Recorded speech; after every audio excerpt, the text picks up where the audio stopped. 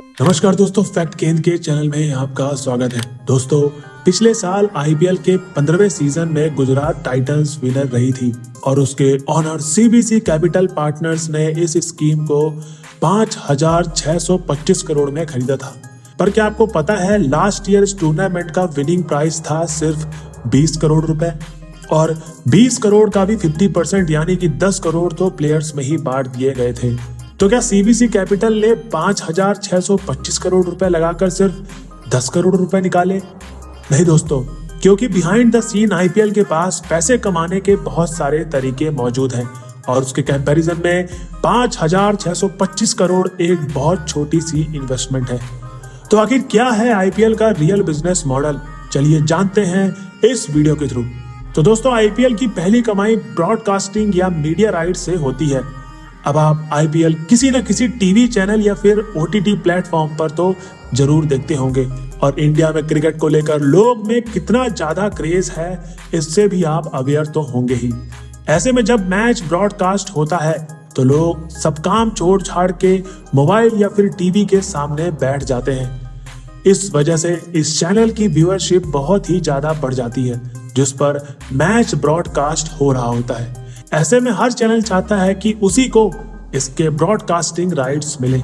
अब बीसीसीआई भी ये राइट सिर्फ उन्हीं को बेचता है जो इसके लिए सबसे ज्यादा रकम चुकाते हैं। दोस्तों, 2008 से 2017 तक ये राइट सिर्फ सोनी के पास थे और 10 सालों के ब्रॉडकास्टिंग राइट्स पाने के लिए सोनी ने 8,200 करोड़ रुपए खर्च किए थे। और फिर आगे चलकर 2018 में स्टार स्पोर्ट्स ने आईपीएल ब्रॉडकास्टिंग के राइट्स खरीदे जिसके लिए इसने बीसीसीआई को 16,400 करोड़ रुपए चुकाए थे, वो भी सिर्फ 5 सालों के लिए। इसलिए उस टाइम इंडियन टीवी इंडस्ट्रीज की सबसे महंगी डील मानी गई थी। और फिलहाल करंट ईयर में ब्रॉडकास्टिंग राइट्स स्टार स्पोर्ट्स और जियो सिनेमा के पास है, जिसके लिए इन दोनों ने मिलकर आगे 5 सालों के लिए लगभग 48,000 करोड़ रुपए चुकाए हैं। मतलब कि पहले 10 सालों में 82 करोड़ रुपए, इसके बाद अगले 5 सालों के लिए 6,400 करोड़ रुपए, अब अगले 5 सालों के लिए 48,000 करोड़ रुपए। इन आंकड़ों से आप अंदाजा लगा सकते हैं कि आईपीएल की पॉपुलैरिटी किस हद तक बढ़ गई है। इस साल ब्रॉडकास्टिंग राइट्स में रिलायंस ने भी अपनी ओटीटी प्लेटफॉर्म जियो सिनेमा पर मैच को स्ट्रीम करने के लिए 23,758 करोड़ रुपए दिए हैं। वहीं स्टार स्पोर्ट्स ने टीवी पर मैच दिखाने के लिए 23,575 करोड़ रुपए दिए हैं।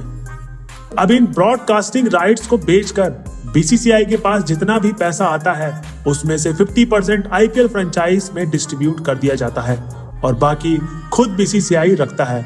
अब आपने ये तो जान लिया कि ब्रॉडकास्टिंग राइट से आईपीएल की अर्निंग कितनी होती है, लेकिन आखिर चैनल्स का इस राइट्स को खरीदने के पीछे का पर्पस क्या होता है और क्यों? इसके लिए वो इतनी बड़ी रकम चुकाने से भी पीछे नहीं हटते। एक्चुअली इसकी वजह है एडवर्टाइजमेंट रेवेन्यू। अब जैसे कि हमने पहले भी डिस्कस किया था कि जिस चैनल पर लाइव क्रिकेट ब्रॉडकास्ट होता है उसका व्यूअरशिप बहुत ही ज्यादा हो जाता है। ऐसे में बड़ी बड़ी कंपनीज उस चैनल पर अपना एड चलाने के लिए करोड़ों रुपए देने के लिए भी तैयार रहती हैं और इसी एड्स को ही चलाकर ब्रॉडकास्टिंग चैनल भर भर कर पैसा कमाते हैं। अगर हम 2021 की बात करें तो उस समय आईपीएल के दौरान स्टार स्पोर्ट्स से एड्स चलाने की रेट 25 से 30% तक बढ़ा दिया था और आपको जानकर हैरानी होगी कि सिर्फ 10 सेकंड के एड्स रन करने के लिए स्टार स्पोर्ट्स 18 लाख रुपए चार्ज करता था। और दोस्तों, इसी से ही आप अंदाजा लगा सकते हैं पूरे आईपीएल के दौरान चैनल्स की कितनी ज्यादा कमाई होती है। और इसलिए ब्रॉडकास्टिंग राइट सिर्फ बीसीसीआई के लिए ही नहीं बल्कि टीवी चैनल्स के लिए भी जेब भरने वाली डील की तरह होती है। अब आईपीएल के अर्निंग के सेकंड सोर्स की बात कर लेते हैं दोस्तों, जो कि है टाइटल स्पॉन्सरशिप। दोस्तों, टाटा आईपीएल जैसे कि इस बार 2023 एडिशन के लिए आईपीएल से पहले टाटा का टाइटल आ रहा है। इस स्पॉन्सर को खरीदना टाइटल स्पॉन्सरशिप कहलाता है। शुरुआत में 5 साल यानी कि 2008 से 12 तक डीएलएफ टाइटल स्पॉन्सर करता था। इसके लिए डीएलएफ को पर ईयर 40 करोड़ रुपए बीसीसीआई को चुकाने पड़ते थे। इसके बाद आया पेप्सी, जो 2013 से 2015 तक का टाइटल स्पॉन्सर रहा और इसके लिए उसने 79 करोड़ रुपए हर साल पे किए थे बीसीसीआई को। फिर आया वीवो, जिसने 2016-17 में 100 करोड़ रुपए, साथ ही 2018 में 440 करोड़ रुपए पर ईयर बीसीसीआई को दिए थे, जो 2017 के मुकाबले 4 गुना से भी ज्यादा महंगा था। इसके बाद आया ड्रीम 11, जिसने 2020 में 220 करोड़ रुपए चुकाकर टाइटल स्पॉन्सरशिप का ऑक्शन जीता था और उसके बाद वापस से वीवो ने एंट्री ली और उसने 440 करोड़ रुपए खर्च करके वो वर्ष 2021 में टाइटल स्पॉन्सरशिप रहा। और दोस्तों करंट सिनारियो को अगर देखें तो पिछले साल और इस साल का टाइटल स्पॉन्सरशिप टाटा के नाम था, जिसके लिए कंपनी ने कुल 670 करोड़ रुपए बीसीसीआई को दिए थे। तो दोस्तों देखा ना आपने कि आईपीएल के सामने सिर्फ कंपनी का नाम लगाकर ही बीसीसीआई कई 100 करोड़ रुपए कमा लेती है।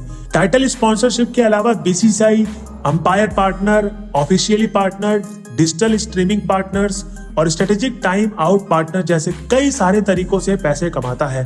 और दोस्तों ब्रॉडकास्टिंग की तरह स्पॉन्सरशिप से भी बीसीसीआई को जितनी भी अर्निंग होती है और उसका 50% हिस्सा आईपीएल फ्रेंचाइजी में डिस्ट्रीब्यूट कर दिया जाता है।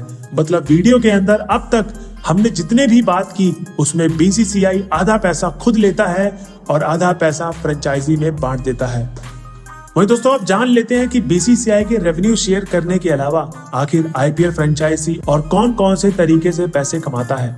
तो दोस्तों जैसे आईपीएल अपने टाइटल स्पॉन्सरशिप से ढेर सारे पैसे कमाता है, वैसे ही हर आईपीएल टीम भी टीम स्पॉन्सरशिप के लिए खूब पैसा लेती है। अब आपने प्लेयर्स की जर्सी, पैंट या फिर कैप पर बहुत सारी कंपनीज के लोगो तो जरूर देखे होंगे। इन लोगोस को लगाने के लिए कंपनीज आईपीएल फ्रेंचाइजी को भारी भरकम रकम चुकाती है। प्लेयर्स की जर्सी, पैंट और कैप को मिलाकर उन पर लगभग 10 लोगो लगते हैं और इससे टीम ऑनर्स खूब पैसे छापते हैं। इसके अलावा अब आप मैच देखने के लिए स्टेडियम में जाते हैं और उसका टिकट खरीदते हैं तो इसका भी 80% रेवेन्यू सीधे आईपीएल फ्रेंचाइजी को ही जाता है और बाकी का 20% होम टीम क्रिकेट एसोसिएशन को मिलता है। एग्जाम्पल के लिए अगर हैदराबाद में मैच हो रहा है तो फिर हैदराबाद क्रिकेट एसोसिएशन को टिकट रेवेन्यू का 20% दिया जाएगा। ऑन एन एवरेज पर मैच 4 करोड़ रुपए के टिकट तो बिक ही जाते हैं और टीम हर सीजन अप्रॉक्स 7 होम मैचेस तो जरूर खेलती है। लेकिन इसके बावजूद माना जाता है कि टिकट से आईपीएल फ्रेंचाइजी की कोई खासा कमाई नहीं होती, क्योंकि प्लेयर्स की सैलरी, उनके आने जाने और रहने का खर्चा और भी कई सारे खर्चों को मिलाकर टीम मैनेजमेंट उन पर करीब 200 करोड़ रुपए स्पेंड करता है, जो टिकट से मिलने वाले रेवेन्यू से कई ज्यादा गुना खर्चा हो रहा है। लेकिन दोस्तों इसकी भरपाई कई अलग अलग तरीके से की जाती है। इन सब के अलावा आईपीएल फ्रेंचाइजी की कमाई प्राइज मनी से भी होती है, जैसे कि जो भी टीम इस सीजन को जीतेगी उसे 20 करोड़ रुपए का प्राइज मनी दिया जाएगा। रनर अप टीम को 13 करोड़ रुपए और बाकी 2 टीम से जो प्ले ऑफ स्टेज को क्वालिफाई करेगी उन्हें 7-7 करोड़ रुपए दिए जाते हैं। अब इन प्राइज मनी में 50% टीम ओनर्स को मिलता है और बाकी का 50% प्लेयर्स में बांट दिए जाते हैं। और दोस्तों आईपीएल फ्रेंचाइजी के लिए मैच जीतने के बाद इन प्राइज मनी से भी ज्यादा अगर कोई कीमती चीज है तो वो है ब्रांड वैल्यू, क्योंकि जीत के बाद हर जगह वो टीम पॉपुलर हो जाती है। ऐसे में जर्सी पर एड्स लगाने के लिए ज्यादा स्पॉन्सर आते हैं और ज्यादा पैसे भी ऑफर करते हैं, जो कि टीम के लिए बहुत प्रॉफिटेबल होता है। तो दोस्तों ये था आज की वीडियो में कि टीम कैसे कैसे पैसा कमाती है, आईपीएल कैसे पैसा कमाता है, आईपीएल का बिजनेस मॉडल क्या था। तो दोस्तों अगर वीडियो अच्छी लगी हो तो हमारे चैनल को लाइक, शेयर, सब्सक्राइब करना ना भूलें। आई होप आपको ये वीडियो पसंद आई होगी, तो इस वीडियो को प्लीज शेयर करें और सब्सक्राइब करें। जब तक के लिए जय हिंद दोस्तों।